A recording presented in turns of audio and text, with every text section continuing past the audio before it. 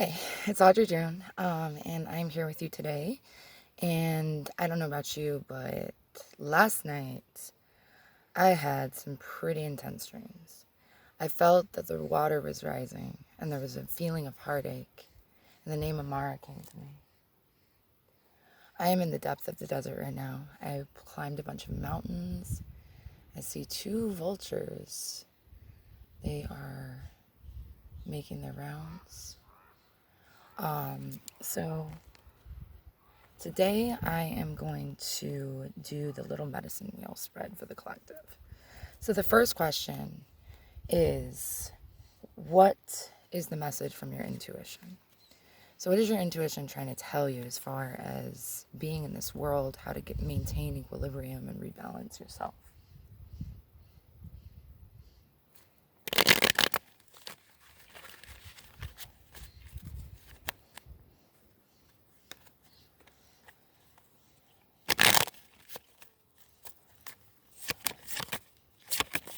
All right.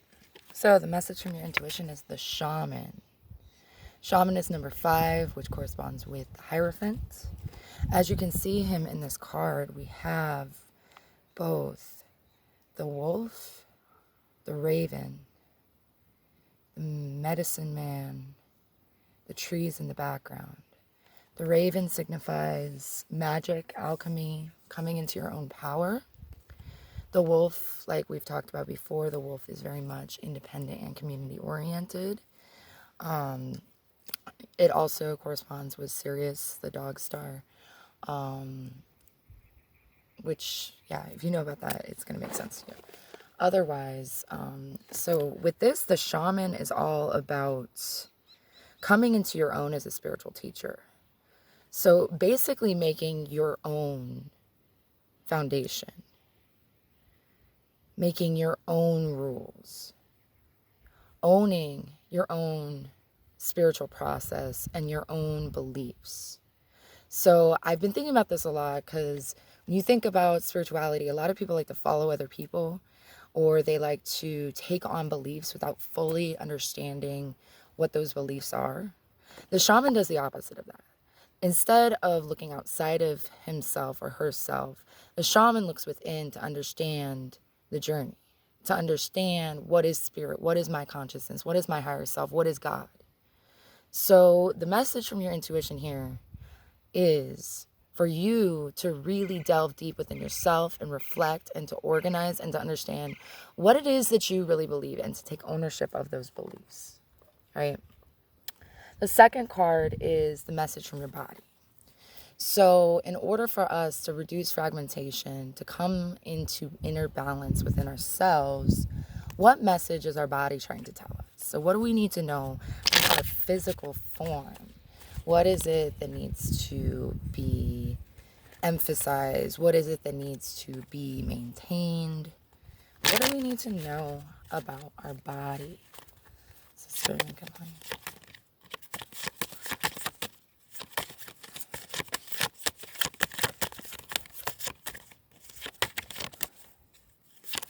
Okay, well, 2 cards here. So we have the 4 of fire, which is completion. 4s are all about foundations. As you can see, all 4 elements are here represented within the sage. So it's a matter of cleansing, and fire is spirit. Fire is community. Fire is the spiritual realm, right? So basically, what this card is trying to tell us, our body needs to be in balance. We need to be maintained. We need to cleanse. We need to eat the right foods. We need to listen to our body when our body's trying to tell us something, right? And then we have the sun. The sun is major arcana. The sun is illumination. The sun is happiness, is joy. So what your body's trying to tell you is do the things that make you feel good. It could be as simple as going and taking a walk out into the sun, right? I know it's quarantine season. I know that everybody's kind of staying inside, but you need to be able to get that vitamin D. You need to go out into nature. You can see the hummingbirds here, right? Hummingbirds are very special. They are very much like a symbol of sisterhood and a symbol of rarity, right?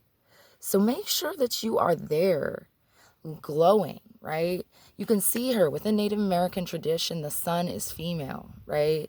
The sun is radiant. The sun is, we have the 3 hummingbirds here representing the Empress. Collectively, we need to be able to overcome the toxic organizations and step into our femininity and embrace our femininity and understand that femininity is not weakness, right? So our body is trying to tell us to balance ourselves. And both of these have to do with the fire. And the fire is spirit, right? So now let's look at the message from our emotions, right? So a friend of mine said something really, really poignant when I told her that I was here in the desert, right? What she said, because I just came from New Orleans, right? And New Orleans has a dense, heavy energy. It's very emotional. And the desert is a good place to dry it out, right? So the desert is a great place for you to really gain clarity on your own emotions. So what is it that our emotions are trying to tell us collectively in this moment of intense transformation? Because the energy of the planet has risen. We are in a high vibration. Gaia is rising. So what is it that our emotions, our deepest emotions, what do they need to tell us in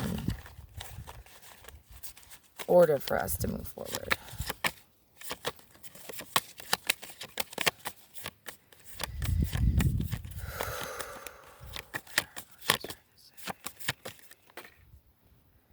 All right.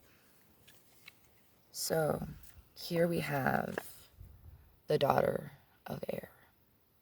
This is an interesting card to get in your emotions because air, as we already know, is the mental. It is our thoughts. It is our manifestation. It is freedom. It is inspiration, innovation.